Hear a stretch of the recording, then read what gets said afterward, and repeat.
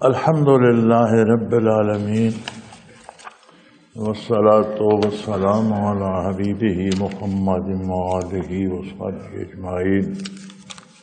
اعوذ باللہ من الشیطان الرجیم، بسم اللہ الرحمن الرحیم۔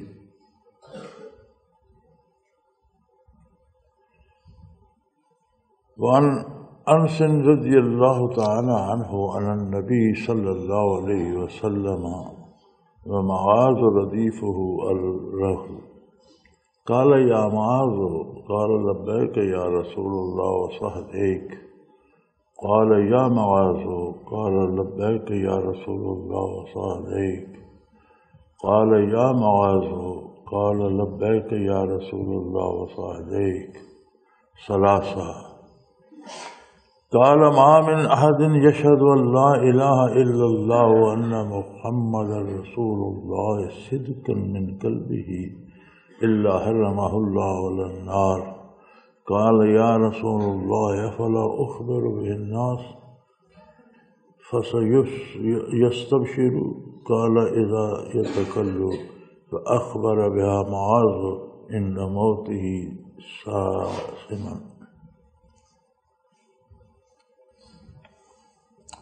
حضرت انس رضی اللہ عنہ سے روایت ہے، یوسی حضرت معاذ کی روایت کی تائید فرماتے ہیں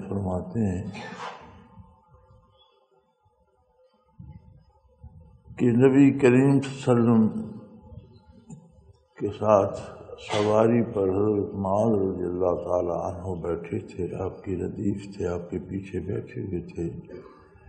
تو آپ صلی اللہ علیہ وسلم نے فرمایا اے معاذ، انہوں نے عرض کی حاضر ہوں اللہ کے رسول اور آپ کی اطاعت پہ کمر بستہ ہوں، لبیک یا رسول اللہ وسعدیک۔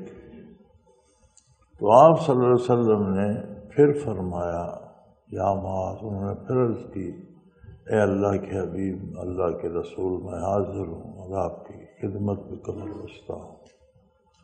پھر فرمایا یا معاذ، 3 دفعہ حضور اکرم صلی اللہ علیہ وسلم نے فرمایا اور انہوں نے 3 دفعہ لبیک یا رسول اللہ صادق عرض کیا۔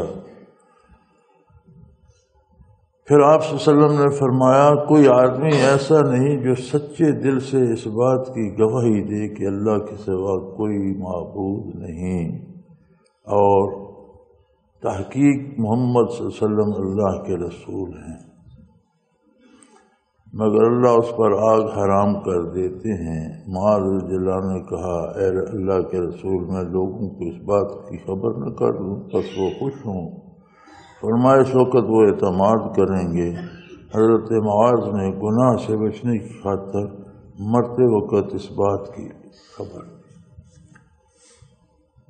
پچھلی حدیث کی مزید اس روایت میں شرح ہو گئی کہ حضور اکرم صلی اللہ علیہ وسلم کا یہ ارشاد کہ جس نے کہا اللہ واحد ہے، لا شریک ہے اور حضرت محمد صلی اللہ علیہ وسلم اس کے رسول ہیں، سچے دل سے۔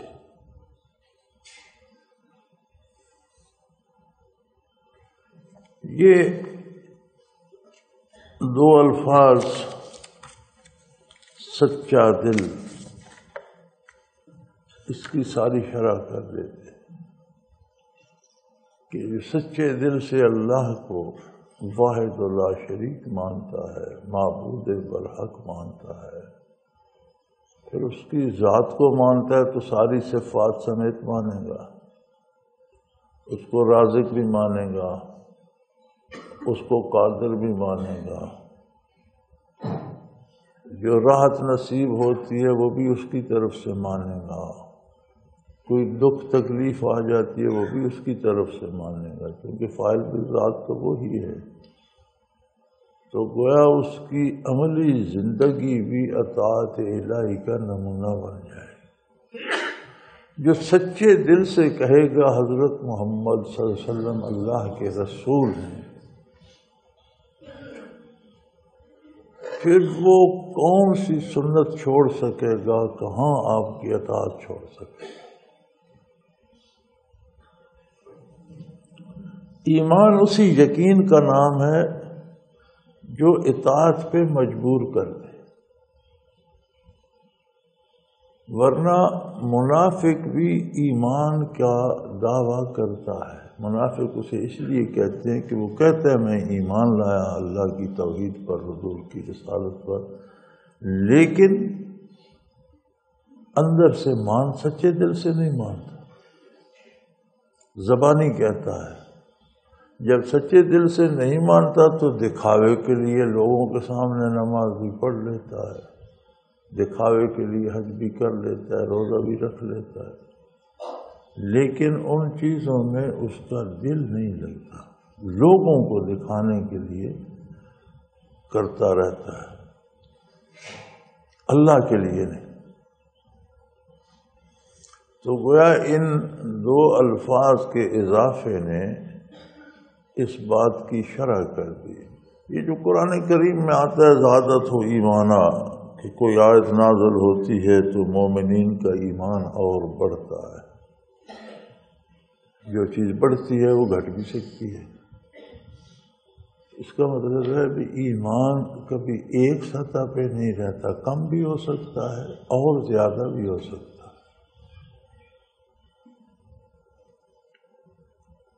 نافرمانی اسے کم کرتی ہے۔ جب ہم اللہ کی نافرمانی کرتے ہیں یا اتباع رسالت چھوڑتے ہیں، اللہ کی نافرمانی اور اطاعت کیا ہے؟ ہمیں کیا خبر اللہ کریم کا حکم کیا اور وہ کیا چاہتا ہے؟ ہمیں کیا خبر کہ کس کام یا کس نظریے یا کس بات میں اللہ کی نافرمانی ہو؟ اس ساری بات کی دلیل ہے محمد الرسول اللہ صلی اللہ علیہ وسلم۔ تو گویا حضور کی اطاعت ہی اللہ کی اطاعت ہے۔ وَمَن یُطِعِ الرَّسُولَ فَقَدْ أَطَاعَ اللَّهَ، جس نے رسول اللہ صلی اللہ علیہ وسلم کی اطاعت کی اسی نے اللہ کی اطاعت کی۔ تو جب ہم اطاعت میں کمی کرتے ہیں، ایک معمولی سی بات ہم سمجھتے ہیں، چلو جی نماز رہ گئی تو کوئی عرض نہیں، خیر ہے، اب نہیں پڑھی جا سکتی، فرصت نہیں ہے، کام ہے۔ لیکن یہ اس بات کی دلیل بن جاتی ہے کہ ہمارا ایمان نماز کو اللہ کی اطاعت کا ضروری حصہ سمجھنے سے قاصر ہے، اسے کوئی اہمیت نہیں دے رہا۔ تو گویا ترک صلاۃ ایمان کی کمی کی دلیل بنی۔ اسی طرح بلا عذر شرعی کو روزہ نہیں رکھتا تو یہ اس کے یقین میں کمی کی دلیل ہے، ایمان میں کمی آ گئی۔ اسی طرح باقی امور میں جہاں اطاعت کا دامن چھوٹتا ہے تو ایمان کی کمی کی دلیل، جہاں اطاعت اختیار کرتا ہے تو ایمان کی دلیل ہے۔ پھر اس اطاعت میں خلوص کے درجے ہیں جو کبھی ختم نہیں ہوتے، وہ زندگی بھر بڑھتے رہتے ہیں اور گہرا ہوتا چلا جاتا ہے،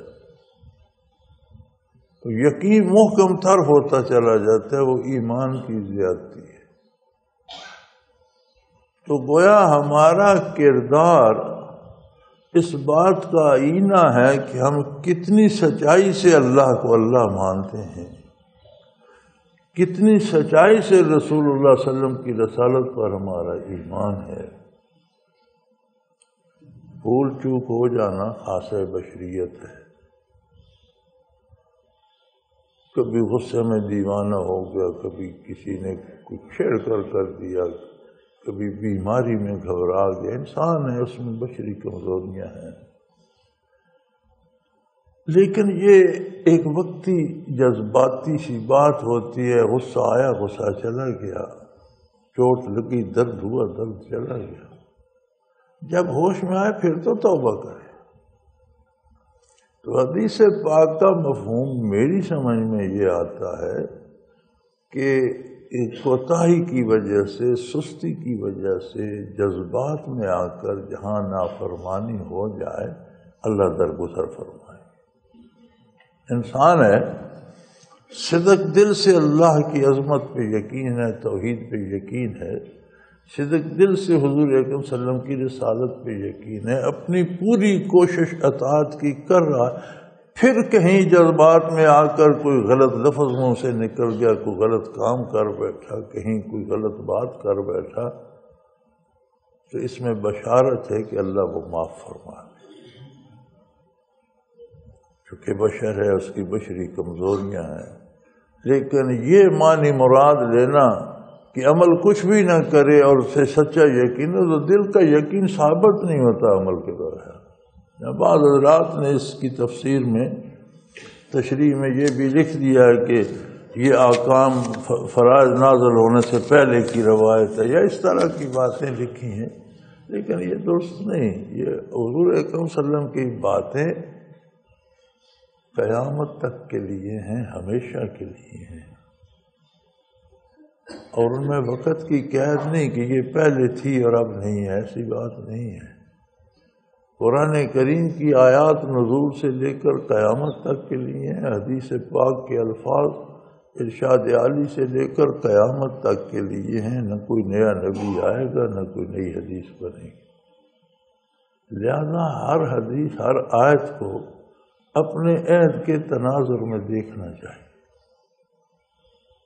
جو گزر گئے ان کے حالات کیا تھے، اس وقت کی ضرورت کیا تھی، انہوں نے کیا عمل کیا، وہ جانے ان کا رب جانے۔ تلک امۃ قد خلت لہا ما کسبت ولکم ما کسبتم، تم سے تمہارے اعمال کا پوچھو۔ آج حالات کیا ہیں، اس میں حدیث پاک کیا تقاضا کرتی ہے اور ہم کیا کر سکتے ہیں۔ جو ہم کر نہیں سکتے وہ اللہ معاف فرمائے، جو ہم کر سکتے ہیں اور نہیں کرتے، یہ ایمان میں کمی کی دلیل ہے، اور اگر کرتے ہیں تو ایمان میں کمال کی دلیل ہے۔ تو ہمیں ہر بندے کو اپنا جائزہ، میں اپنا، آپ اپنا لیں، ہم دوسرے کا جائزہ لیتے ہیں، اپنا اپنا جائزہ لینا چاہیے۔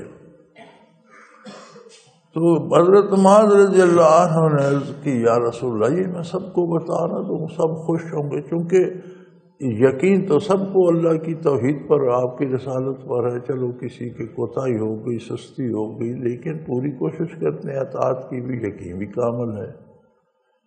تو آپ صلی اللہ علیہ وسلم نے فرمایا، نہیں، اسی بات پر بھروسہ کر لیں گے اور شاید عمل میں کمی آ جائے کہ نجات تو ہو جائے گی، تو چلو تو نہ بتاؤ۔ تو پھر فرماتے ہیں کہ وہ ساری عمر انہوں نے یہ بات نہیں بتائی، جب وقت نزع آیا تو اس خیال سے کہ حضور کی بات کو چھپانا بھی گناہ ہے، میں گناہ گار نہ ہو جاؤں، حضور کی بات آگے پہنچانا ضروری ہے۔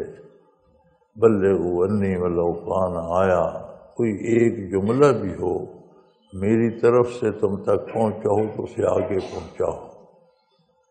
اس ارشاد عالی کی تعمیل کے لیے آخری وقت میں انہوں نے یہ حدیث بیان فرما دی۔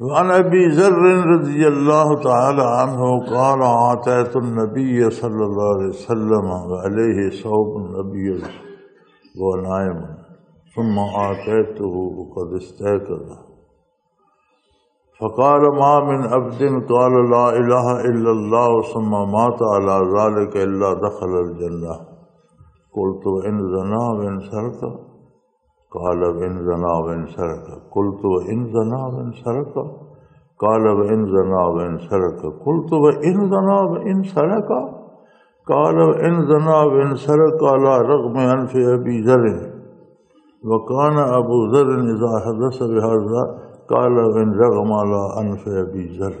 حضرت ابو ذر رضی اللہ تعالی عنہ روایت کرتے ہیں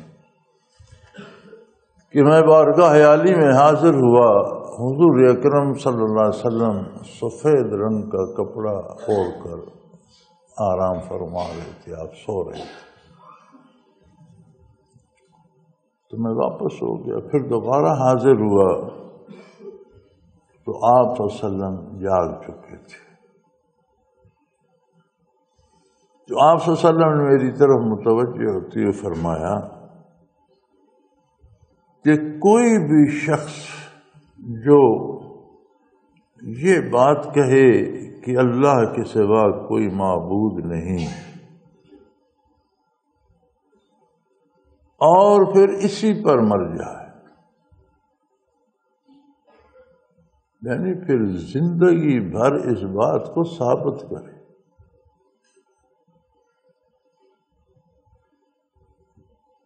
اس کا کردار، اس کے اعمال ثابت کریں کہ وہ اللہ کو ہی معبود مانتا ہے اور کسی کو معبود نہیں مانتا۔ یہ معبود ماننا کیا ہے؟ کوئی بھی نہیں مانتا کہ اللہ سے کو معبود ہے۔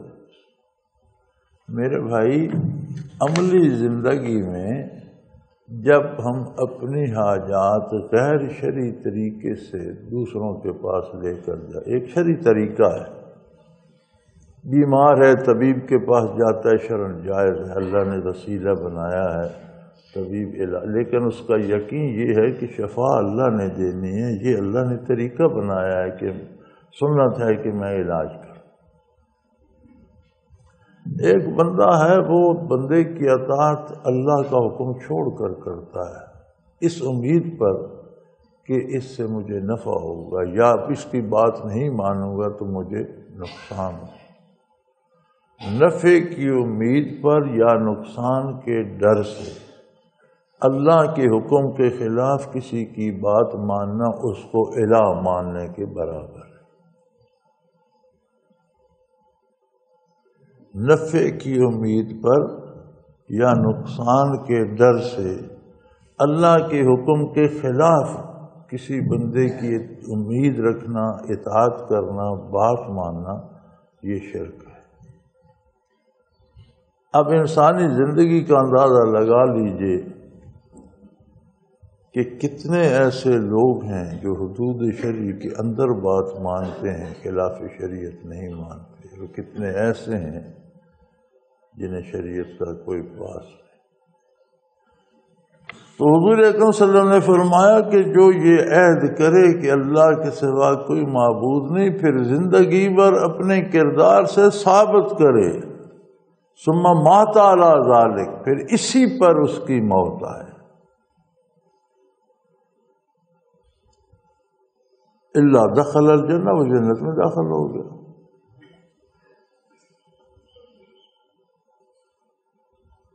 تو ابو ذر فرماتے ہیں کہ میں نے عرض کی یا رسول اللہ ان سرق ان زنا و ان سرق، میں نے عرض کی یا رسول اللہ اگر اس نے زنا کیا ہو، چوری کی ہو، آپ نے فرمایا بے شک اس نے زنا کیا ہو، چوری کی ہو، یعنی آپ نے ابو ذر رضی اللہ عنہ نے کردار میں جو انتہائی برے کام تھے، زنا اور چوری، دو انتہائیں ہیں برائی کی، ان کو لیا کہ یعنی زندگی میں انتہائی کوئی بڑے گناہ کیے ہوں، فرمایا بے شک بڑے گناہ کیے ہوں، اللہ اسے جنت دے دے، اللہ معاف کر دے۔ عرض کرتے میں نے پھر عرض کی یا رسول اللہ اگر اس نے زنا کیا ہو، چوری کی ہو، فرمایا اگر اس نے زنا کیا ہو، چوری۔ میں نے تیسری دفعہ پھر عرض کی حیرت میں آ کر یا رسول اللہ اگر اس نے زنا کیا ہو، چوری کی ہو، تو آپ نے فرمایا ابو ذر کی ناک خاک آلود ہو اگر اس نے زنا کیا ہو، چوری کی، یعنی ابو ذر کو کتنا بھی یہ ناگوار گزرے، وہ ناک خاک آلود ہونا عرب میں ایک محاورہ تھا کہ تمہیں یہ بات گوارا ہے یا نہیں، یہ ہوگی، تمہاری مزاج تمہاری پسند کے خلاف ہے یا مطابق ہے، یہ ہو کر رہے گی۔ تو آپ نے فرمایا ابو ذر کو پسند آئے یا نہ آئے، ہوگا ایسا ہی۔ اس سے کیا مراد؟ یہ نہیں کہ وہ رجوع اللہ اور توبہ کے بعد ان برائیوں میں مصروف ہے، یہ ہو چکی ہے۔ کردار میں انتہائی برائی ہو چکی ہے۔ معاملات میں دو ہی چیزیں ہوتی ہیں، ایک کردار اور ایک معاملات۔ دوسروں سے تعلقات کو معاملات کہتے ہیں، ذاتی کردار کو کردار کہتے ہیں، اپنے ذاتی افعال کو کردار کہتے ہیں۔ ذاتی کردار میں انتہائی برائی زنا ہے، معاملات میں انتہائی برائی چوری ہے، کسی کی غیبت کرنا بھی چوری ہے، کسی کا حق دبا لینا چوری ہے، خواہ وہ کسی طرح سے ہو۔ یہ ضروری نہیں کہ دیوار پھاڑ کر اندر سے کچھ چیزیں نکال لے، کسی کا وقت ضائع کر لینا، کسی کی اجرت دبا لینا، کسی سے رشوت لے، سارے چوری میں آ جاتے۔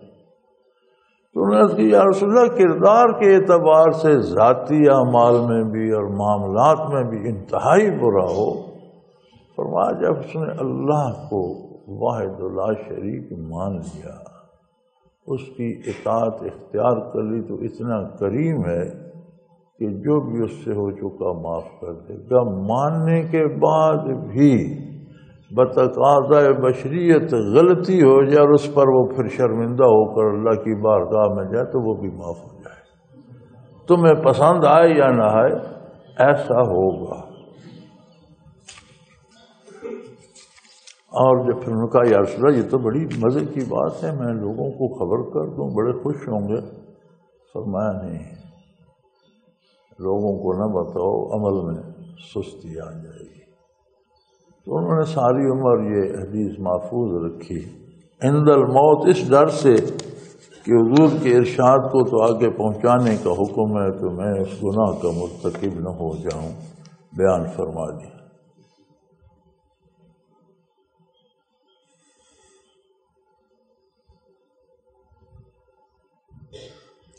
وعن عبادۃ بن صامت رضی اللہ تعالیٰ عنہ قال قال رسول اللہ صلی اللہ علیہ وسلم من شاہد اللہ الہ الا اللہ وحدہ لا شریک لہ وان محمدا عبدہ ورسولہ وان عیسیٰ عبد اللہ ورسولہ وابن امتہ وکلمتہ القاها الی مریم وروح منہ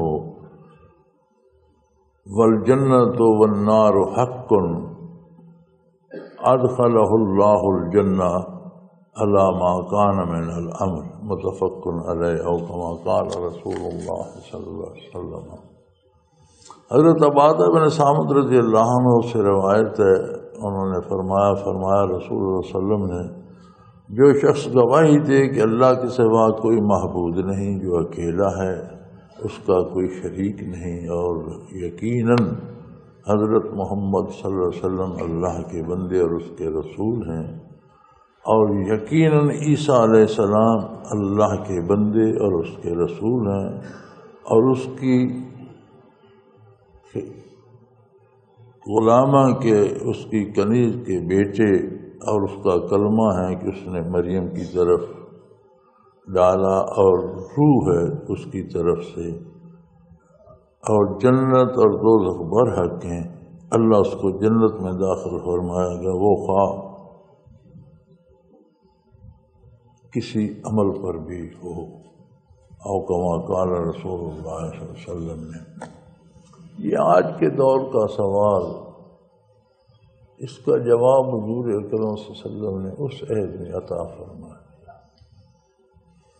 ہمارے آج کے جو روشن خیال کہلاتے ہیں، وہ کہتے ہیں جی سارے مذہب اللہ ہی کے لیے ہیں، جو کسی طریقے سے بھی اللہ کو مانتا ہے ٹھیک ہے، سارے مذاہب اللہ کے لیے ہیں، سب درست ہے۔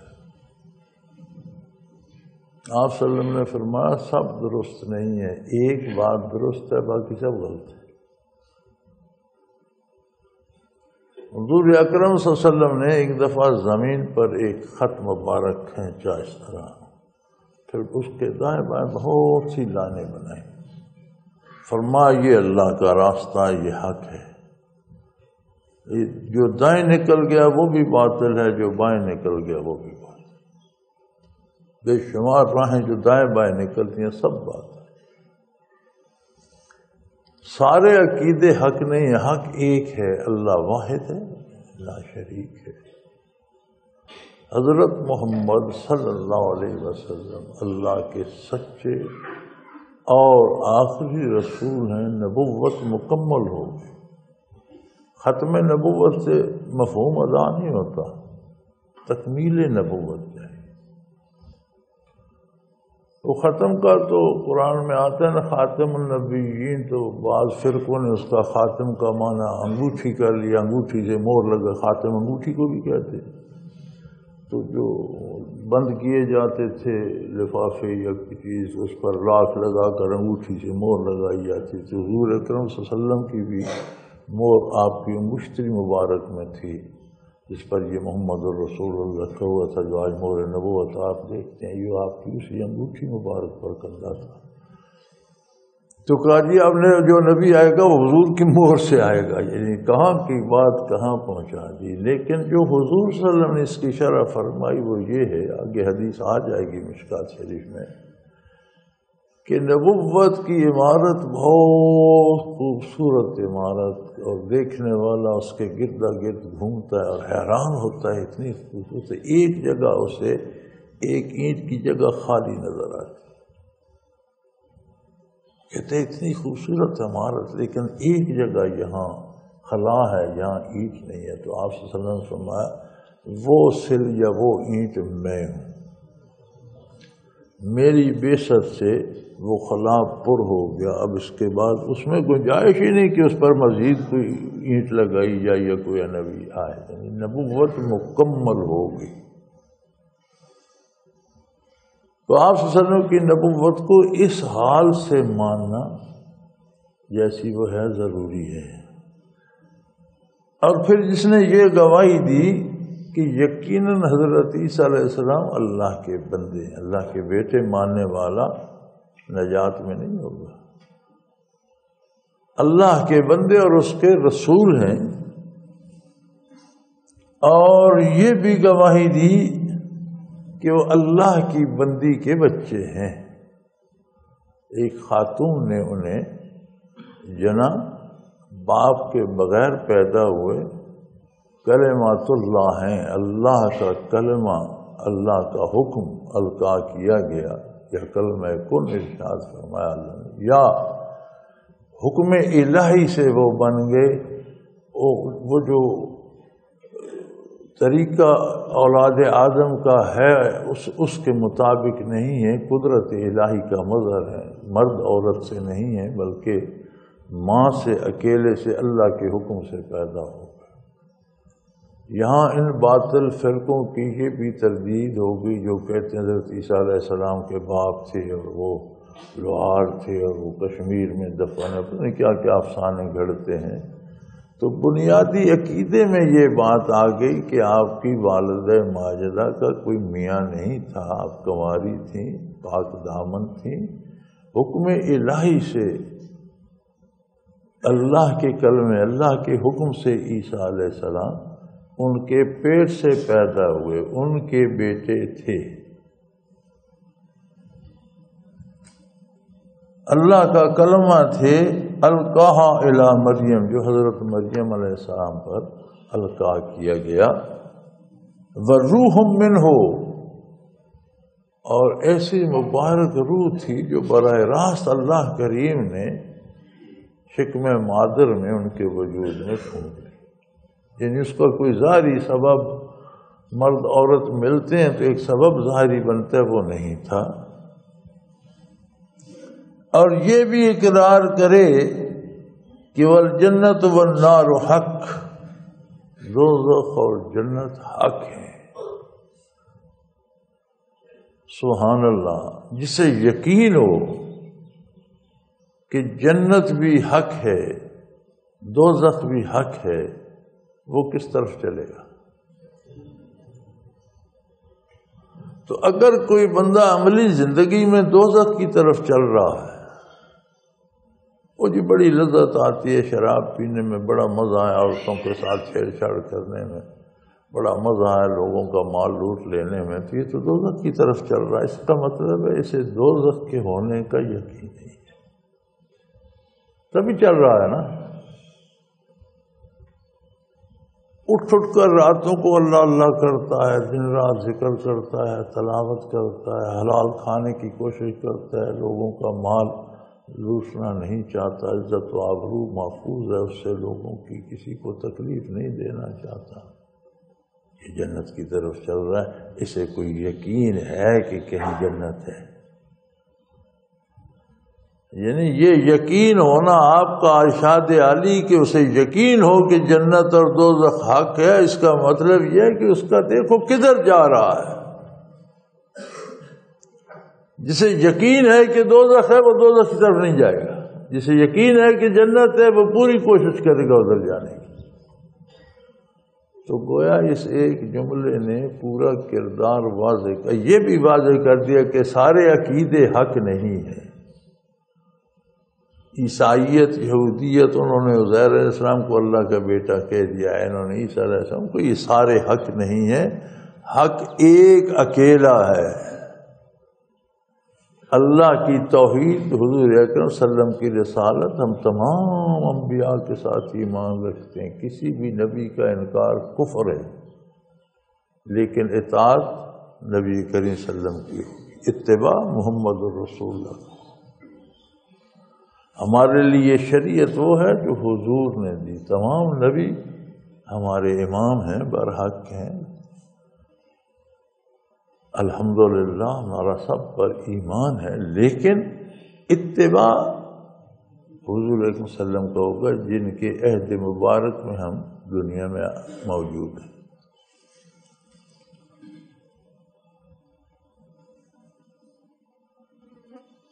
تو فرمایا پھر اللہ اسے جنت میں داخل کر دے گا، خواہ اس کے اعمال کیسے بھی ہوں۔ اعمال کیسے بھی ہوں سے مراد علی یہ ہے کہ بتقاضۂ بشریت ایک بندہ جنت کو جا رہا، ہو سکتا ہے ٹھوکر لگے گر جائے، اٹھ کر پھر چل پڑتا ہے، ہو سکتا ہے اسے نظر نہ آئے، کوئی آگے اونچی نیچی جگہ ہو، کہیں گر جائے، کہیں دائیں بائیں ہو جائے، لیکن سنبھل جاتا ہے، پھر ادھر کو چل پڑتا ہے۔ تو وہ یعنی اس سے بھی خطا ہو سکتی ہے، غلطی اس سے بھی ہو سکتی ہے، لیکن اللہ کریم اسے توبہ کی توفیق عطا کر دیتے ہیں، اس کی توبہ قبول فرما لیتے ہیں، وہ پھر اپنے راستے پہ چل پڑتا ہے۔ اس سے خواہ تقاضۂ بشریت کو تاہیاں غلطیاں بھی ہو جائیں، اللہ کریم معاف فرمائیں گے اور اسے جنت میں پہنچا دیں گے۔ وآخر دعوانا ان الحمدللہ رب العالمین۔